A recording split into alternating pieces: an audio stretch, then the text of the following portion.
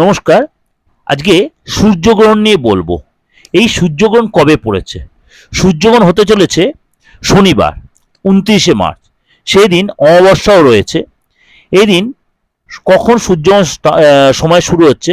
ভারতীয় সময় অনুযায়ী পঞ্জিকা মতে 29শে মার্চ শনিবার ভারতীয় সময় দুপুর 2:20:43 আপনার গ্রহণ শুরু হবে সূর্যগ্রহণ, এবং বিকেল 4:17 পর্যন্ত এই গ্রহণ থাকবে।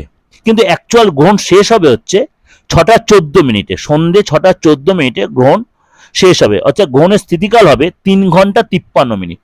ভালো করে শুনি, 29 মার্চ গ্রহণ লাগবে। সূর্যগ্রহণ ভারতীয় সময় দুপুর 2:20:43, এবং মূল পর্বে গ্রহণ দেয় বিকেল 4:17:27।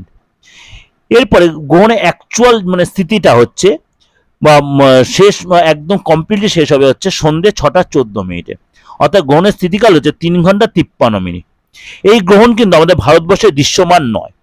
এই গ্রহণ আমাদের ভারতবর্ষে দৃশ্যমান নয়। এটা কোথায় কোথায় দেখা যাবে? আমেরিকা, আফ্রিকা, ইউরোপ, রাশিয়ার কিছু অঞ্চলে।